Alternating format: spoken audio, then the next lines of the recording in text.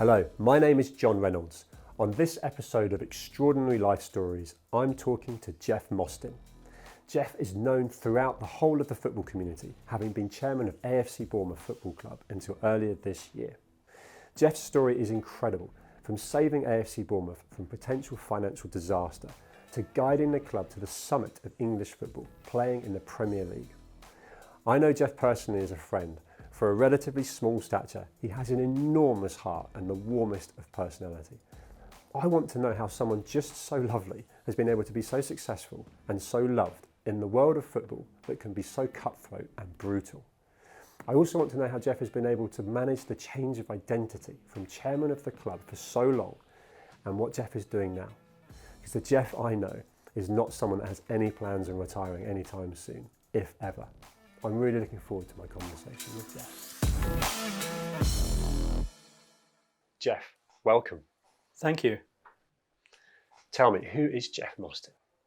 That's a very interesting question. I don't think anybody's ever asked me that before. I think Happy Jeff, to be the first. Yeah, you know, you're always the first with questions. I think Jeff Mostyn is a humble individual that has had a very strange journey from childhood to where I am now. But I like to think that I'm, apart from being one of the most emotional people that God's ever put on the planet, I like to think I'm a good person that inspires others. And certainly in my time at the moment, that is something that's very high on my agenda. Yeah, it's an emotional time for you. I'm going to come back to that. I want to go back to Jeff growing up. What did you want to be when you were growing up? Well, I wanted to be a footballer. I think it was all I knew, and probably, you know, without even thinking about it, almost subliminally, you know, it actually took me into the world of football many years on. Yeah. Unfortunately, I played for the school, I played for the county, never good enough to be professional. Right. But I got as far as I could, and I had, you know, my ambition. And within ambition, you have to know your own limitations, and I certainly knew mine. That's interesting. So actually, in context, you could see that there was a major ambition and a desire to be a footballer, and you didn't achieve that. But you pivoted to ultimately become involved in football. Tell me about that journey. How did that ultimately happen? Well, I think the journey sort of started again. People have said subliminally, you know, when I was young, I didn't go to school. For the vast majority of the time, I've often joked with people, you know, to say that I left school at 15 with no qualifications other than a degree in truancy. But the issues were surrounded by bullying, and it wasn't something that I wanted to tolerate every day of my life. And as a very keen football fan, I used to go to football grounds and collect autographs, predominantly Manchester City, Manchester United. I'm born and bred in Manchester. And then when I collected the autographs, I used to go into school to sell them in order to get enough money to go to the matches. And when I went to the away matches, I used to collect programs, go back into school and sell the programs in order to get enough money to go to the next match. So there was a businessman and entrepreneur right there with a drive to get to football. And yet at the time, it was something that came naturally to me. So I had no idea that, I mean, I don't think the word entrepreneur was part of anybody's vocabulary. You know, when I went to school, you know, we're now talking about when I left school at 15, that was in 1960. Right. Interesting.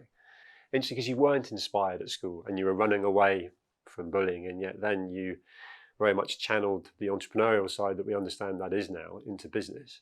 And business is what got you into football, got you into your beloved AFC Bournemouth. It's one hell of a story, and I'll let you tell it. Yes, I think that, you know, from, you know, we've just sort of concluded at, you know, the age of, you know, 15 and start the journey again. Yeah. For many years, I was a little bit of a, you know, Jack the lad, selling anything that I could, you know, make some money on, you know, whatever it happened to be. But I think, you know, I enjoyed the journey of life. You know, some people went to university. I probably went to the street university, you know, where I learned to be able to... The University of Life, absolutely.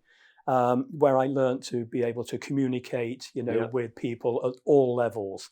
And eventually, as I already alluded to, you have to grow up. And round about the age of sort of mid-30s, I decided to study finance. because a lot of my friends were financial advisors. And I proved that I could study even at a later age.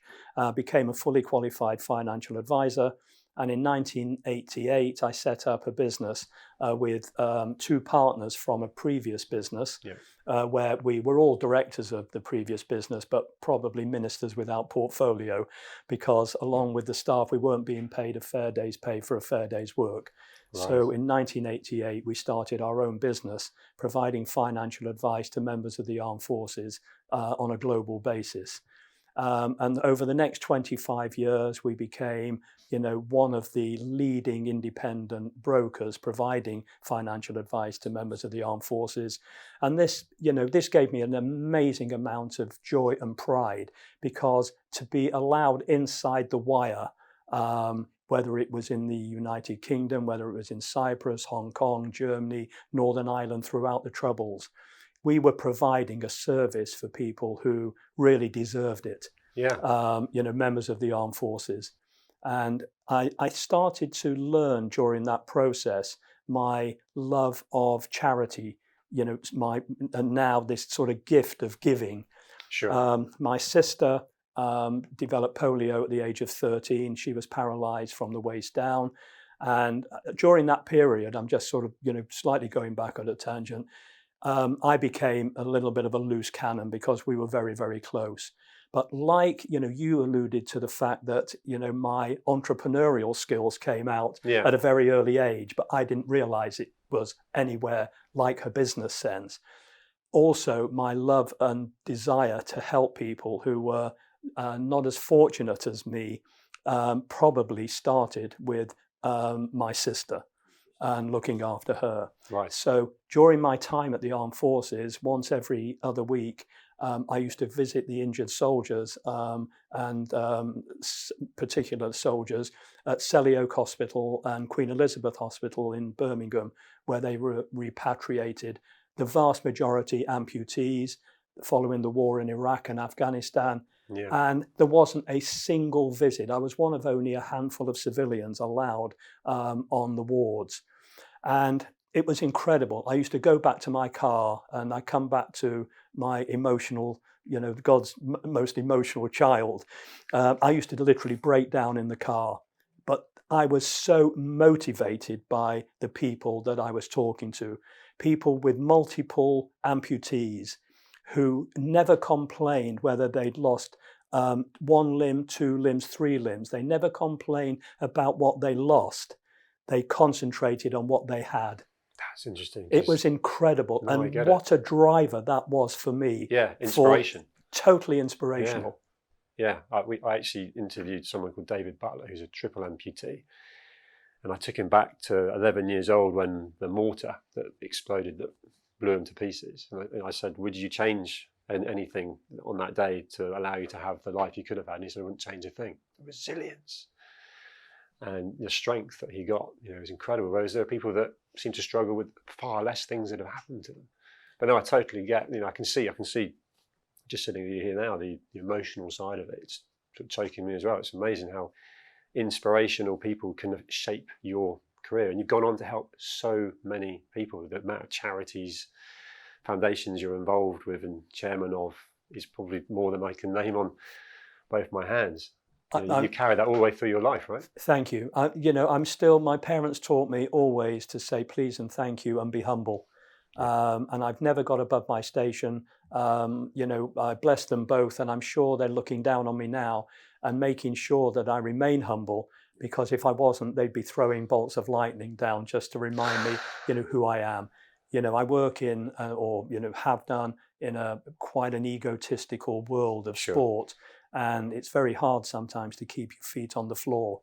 But I'm constantly reminding others that, you are a humble individual setting an example for others to follow. Yeah. And I think, we know each other outside of this interview. We know a lot of the same people. And the thing that I find just a constant is the love that people have got for you. And, we fast forwarded to go back. You were chairman of AFC Bournemouth, top man in a incredibly competitive, brutal business, if you like, and you're loved and you seem to have kept that empathy and that relationship where everyone in the club, you knew their names, probably gave them a hug every morning. How have you managed that? How have you managed to be humble and someone that's so loved in such a brutal environment? Well, I think, again, it comes down to being grounded and respecting everybody that you work with. And I was asked recently, what my greatest attributes were. And I've never self-analyzed myself to fully understand just what my attributes are. And I don't like talking about myself. I always feel other people, I'm always happy to take compliments. I'm happy to do that. I'm always happy, to take, criticism, as long as it's, fair and responsible, criticism. But I think God gave me two gifts. First of all, he gave me the greatest amount of enthusiasm that he ever gave anybody on the 21st of September 1945 when I was born. And he also gave me this uncanny ability to make the vast majority of people that I meet feel special. You can't be everything to everybody. So that's why I say the vast majority.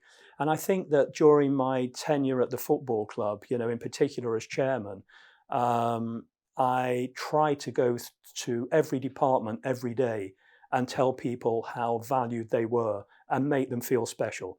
Of course, you can do this at AFC Bournemouth with respect. We're not going at Old Trafford or the Etihad or the Tottenham Hotspur Stadium where, it would take you a week to get round every department. Sure. We have an intimate group of people and we're a family community club. Yeah. And I get so much thrill out of making people feel special. Even now, on a match day, when I'm approached by supporters, they get the great Jeff hug. And it's something that I love doing because I know the thrill that it gives them as well as the thrill that it gives me. Yeah. And I'm honoured, humbled and flattered when people come and want to talk to me. Yeah. As opposed to they think it's special for them. Yeah, and I've had conversations as random as, because we obviously don't live too far away from each other, and I had something that needed fixing in the house. The plumber came round, and somehow in conversation it came up that I was interviewing you, and the guy could not have gushed more about just what he's done for the club and so on. But then it was Jeff. It was about Jeff, and what I'm interested in is that you said we then, referring to the club. You're still a fan. You're still part of the club in some way as well, but you're not the chairman anymore. And there must have been a massive separation of identity, which again, I know that's emotional for you, let alone it's the principle of what happened. Being at the club every day, working with people you clearly loved, and then actually separating. How has that been for you? It's probably been the most emotional 6 months of my life, and anybody that knows me, the football club is my family. It always will be, along with, my wife, who has been, Rosie has been by my side. We've been married 42 years, but every single step of the journey at the football club, she's hosted every match that we've ever played at the Vitality Stadium, in the boardroom with me, making people feel special. It's like people are visiting our house. Right. So suddenly, when the new owner, Bill Foley, took over, he made it quite clear, and obviously it's his prerogative, and I fully understand, investing so much money, he would want to be the chairman of the football club. And there was some irony that probably the only casualty, in the takeover was going to be the chairman, because there could only be one, and that just happened to be me. So even during the period where Bill very kindly offered me the opportunity to be the club ambassador, it was still very, very hard, very emotional, because, you're not involved in the club anymore. And it's not like a normal business. No, you lived and breathed it, right? Every single day, 6 days a week. I remember Eddie Howe saying to me, Chairman, aren't you having a day off? You travel with the team to every away game. Sometimes, Rose and I were the only two representing the club at various games. The players are off, hypothetically, on a Monday. Why are you in the football club? And what would I do at home? This is my responsibility, as the chairman, even though the delegated responsibility of running the business on a day-to-day basis, was down to the chief executive and the executive team or the management team. Yeah. I still felt that even if I was just giving people a hug and telling them how important they were, that is an intangible benefit to the business. And I use the word business because people often mistake us for a football club. And there is a clue in the word, because we are a football club, but fundamentally we're a business in the business of playing football. I get it. So the last 6 months, and in particular from the end of the season July, so it's only recently now that I've officially stepped back. I'm still providing, support for Steve Cuss, our head of the community and head of our women's team, because I love the work in the community, and I'm really grateful that Steve has, allowed me to continue to be an ambassador for him and the team. So I still have that connection. But emotionally, I was in a really bad place. One thing is absolutely certain and cast in stone. I could not have had this conversation with you, certainly for the purpose of today, prior to today. I know. I'm now in a very good, strong understanding of my role. And I think also you mentioned, in the question that how do you separate being chairman the identity. To the identity. That was the thing that was a traumatic for me, because you think you're chairman of a Premier League football club. You're one of only 20 individuals, literally. You can be El Grande and say it's globally, well, obviously, because, the 3 billion people or more watching the Premier League, everybody would stop and talk to me wherever I am. When I had the privilege of speaking to delegates in 2019 at the United Nations General Assembly, or delegates from the United Nations General Assembly, I said to them, I speak 2 languages fluently. I speak fluent football and I speak fluent English. And everybody, literally, it was like a round of applause. Yeah. But it's the international language. So now that I'm no longer chairman, who am I? I could come back to the first question that you asked me and ask you, who is Jeff Mostyn? I'm not going to. This is your baby, not mine. So, but that is a reality of having to try and find my identity. And I won't name names, but a very prominent person in football, had the privilege of joining at the Qatar World Cup, said to me, amongst his peer group, which was the managers, and he identified, these are not your peers, these are my peers. They love you, not because you're chairman of AFC Bournemouth. They love you because you're Jeff Mostyn. And it was a moment that it was like a whole weight had suddenly come off my shoulders, and thought, oh my God, people are still going to talk to me. They're going to seek my advice. They're going to want my support. And the fact that I'm no longer chairman of AFC Bournemouth is absolutely irrelevant. It's the person that I think they admire and respect, or I hope so. Once again, I'm only talking about the vast majority, because you're always going to get, people who dislike you for who you are, what you stand for. And that's everybody's individual prerogative. That's why life is so exciting at times and difficult at others. I'm so glad whoever it was that said that clearly had some influence, because if you needed to hear it, I'm glad you did. And if you had asked me, it would have been very little about football and a lot about Jeff. It was an exorcism. And what you've got there, I mean, I can only empathise and imagine from the players, and not just football, right? Someone in Formula One that's been cheered and adulation for 15 years, and then they stop. It must be a really difficult thing to separate. And of course, there is also the element of how much time and effort have you thought about what you're going to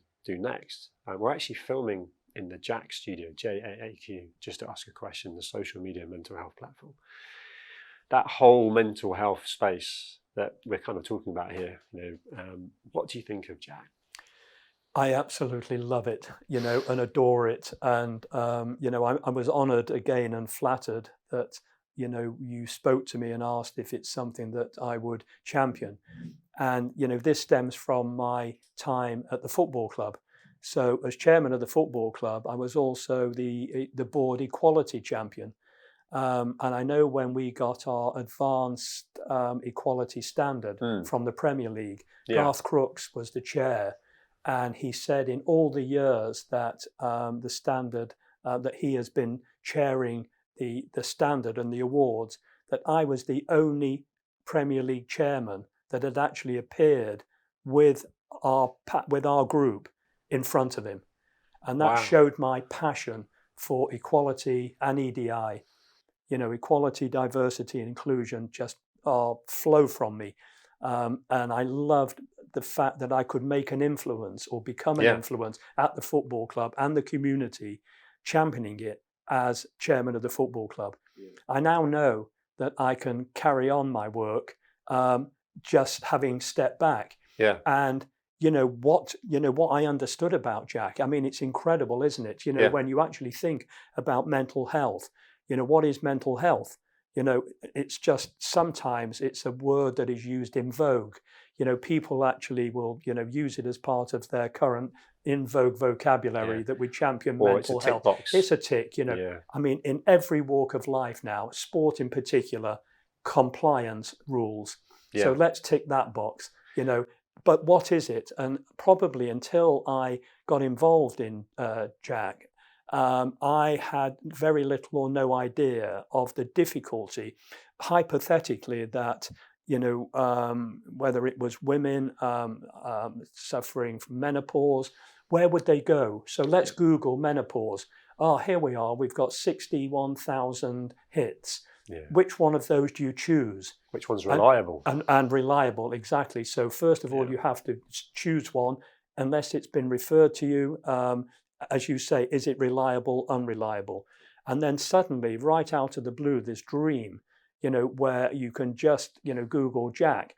And within that, you will have the greatest panel of medical experts, but not only that, people that you can relate to. It's not just celebrities, it's not just A-list people, it's people like you and me who have suffered various issues during their life. In my case, I could talk about bullying and the effect it had on me, and people will, take that on board. You're not alone. So whether it matters or it doesn't matter, the fact you're not alone, that lifts a certain percentage of fear that you're in this little bubble alone and nobody cares. And then, of course, simultaneously, you're able to get advice from people who you should listen to. These are the consultants, the physicians who are experts in their field. So it's a one-stop shop. For me, it's the Google of the future. No, you've articulated that so well.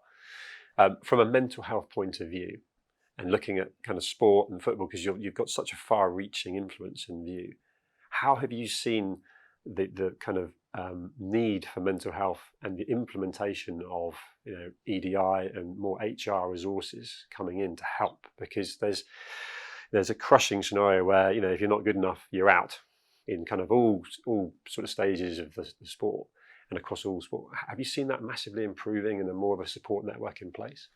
Yes, and I'm proud of the work that AFC Bournemouth do. Obviously that's not my remit anymore. What the future plans are in terms of development, of course, it's Bill's responsibility now and the executive. You were there building the foundations. But I was there building the foundations. Sure. We've got the most incredible, team of safeguarding, of EDI, and mental health support, absolutely first class. And it transcends both the players and the staff. The pressure of maintaining your status in the Premier League, I cannot even begin to describe the pressure on everybody. How would you define success as we sit here now? Wow, I think from a professional point of view, the fact that success is measured by your status, and the fact that we're in the Premier League, can be easily judged as having a successful road. But I think for me, the platform of respect that is evident, at the football club, amongst the supporters, amongst the staff, amongst the players, amongst the community, amongst the charities. From when I first got involved in the football club, which was going out of business, as is well documented, in 2006, 2007, I was practically delivering mail because, we couldn't afford a first class stamp, to where it is now. We haven't just taken the sporting journey, we've taken the backstory journey. And I think we are one of the most respected football clubs. I say globally, we're not a global superstar football club, but wherever we travel, wherever the team travel, I've always thought we're probably a very high percentage of supporters' second favourite team. And it's not just the team, the performance, it's the club. I know that when people have left our football club, having been entertained, by me and my wife when we were involved as chairman and hosts, everybody thought that this was the best afternoon they'd ever had in their life. And I remember, Ed Woodward saying to me after Manchester United, where we'd beaten Manchester United. So I was on the ceiling, and obviously Ed was on the opposite side on the floor. But he was just so humble when he came back into the boardroom and said, "Jeff, I'm obviously disappointed, with the day's work on the pitch." But he said, "Your hospitality today," he said, "we stay in 7-star hotels, we're treated, with a red carpet everywhere we go in the world. I mean, probably the biggest football club on earth, and the most recognizable brand on earth." But he said, "Today, I feel that I've been to your house with you and Rose for Sunday lunch." I love that. And that's relationship. That was just, oh my God, I literally, this is, the chief executive of Manchester United at the time, saying this to me in the boardroom where people are talking about little old Bournemouth and, it's Jeff. And I just couldn't believe, I was in awe of some of the people that we were hosting. Yeah. And then you beat them. Well, let's not, on that occasion, let's not dwell on that. No, I think I want to win friends and influence people, especially as a Mancunian. True. But you're all right. The amount of people, because I lived down that way, and I've lived through the whole journey, and people smile. I'm doing it now. People smile at just what happened there, from buying the club for £1 to taking it to the Premiership, and it's leaving with it firmly in there. I don't remember the £1, but yeah. Well, taking it from a few zeros on, but it was the love. And as I think I've said to you before, I bought the club with my heart, not my head. Yes. Probably, and I got out of jail free because of the people that I met on the way, the journey, the management team. Jeff, from a point of view from the administration, when the club was in a very difficult position, difficult time, there was a pivotal moment that you were key to. Do you want to elaborate on that? Yes, I think I know what that moment you're alluding to. During the administration, I was paying the wages every month of the staff and the players, as well as a contribution towards the administrator, who understandably wouldn't be doing his work unless he was getting paid. And I'd been doing this for probably close to 6 months, and it was a substantial amount of money. I think it was somewhere circa £100,000 a month. And my wife and I had agreed that enough was enough. We were actually away in Spain because we believed the administrator had found a buyer. We got a phone call to say that it had fallen through, come back. And on this particular day, Gerald Krasner was the administrator, and he said to me, "Jeff, we're having the monthly press conference. You're going to stand at the back as normal. I'm going to ask you for another check. You're going to nod if you want to give me the check, and you're going to shake your head if you don't." And he said, the club would be liquidated. We'd already been in administration once in the previous decade, so it wasn't going to be 2 administrations. This was going to be the end of round about 120, 125 years of history. As he was talking, I wasn't even listening. I was just in this daze and glaze that, on my watch, and despite everything I tried to do to save the club, along with, others had made contributions, including fans, the whole club was going to be distant memory. On your nod, like the Roman Emperor. Exactly, just a nod. And whilst my wife and I had agreed that we'd done enough and, we just couldn't keep putting this money into, a dark hole, As his words were coming out, they were mumbled. He said, "Jeff, what is your decision?" And I nodded. And that nod was effectively save the football club. You know, there is a documentary, -17, that depicts this, but at that time, I didn't realize the significance that without that nod, the club would have been out of business. Yeah. And it may have been resurrected as other clubs have, you know, maybe 10 or 15 tiers down, 7 tiers down. But the club, I do not believe, would be where it is today. That ultimately affected the outcome and potentially the position of where the club is now. Well, undoubtedly. Yeah. So what a story. Yeah. And it's something, you know, that's my legacy. It's something I'll always, for the rest of my life, whatever happens in the future, be proud of. Yeah, and so will all AFC Bournemouth fans as well. Thank you. In context of Jeff moving forwards now, what's next for you? Yeah. What's the next chapter? I love the charity work that I do. You know, I'm patron of Dorset Cancer Care, a patron of Lewis Manning Hospice Care, and I am also an ambassador for Julius House Children's Hospice. Yeah. I'm chair of the BCP Council Towns Fund bid. So we've, I think, brought close to 22, 23 million pounds into Boscombe in particular, where ironically the stadium is, to one of the most deprived areas. Trying to deal with deprivation and put something back into the town is something I love. I love my public speaking. Yep. I love telling the story, you know, which sort of circumnavigates and encompasses my life, the business, and the football club. I think they're all interrelated. I think the football story itself is one of the greatest stories ever told. I'm agreeing. Yeah, thank 100%. You. I'm obviously biased. I remember the first words that came out of my mouth. I don't know where they or how they came out, but after we were promoted on that, you know, famous night, it was, you know, mathematically certain we were going to be promoted. We didn't know whether we would be champions until the week after against Bolton. And, you know, I had a microphone put in front of me by Tony Husband, I think it was, for BBC South Today. And he said, "Jeff, you know, what does this mean to you?" And I just said, if Hans Christian Andersen could ever have written a fairy story about football, this is the story. This is the night. It's the greatest story ever told from a football club that was -17 points in Division 2, that survived with only 15 minutes to go of the final match. We didn't even get into positive points till after Christmas. Yeah. To then, 6 years later, get into the Premier League. I don't think that will ever be surpassed. Imagine going to the bookies and having a conversation about the odds on that. Yeah. It's just crazy. Well, let me just say, for the avoidance of doubt, I was never allowed to bet as chairman of the football club. 100%. So I just cleared that up. Yeah.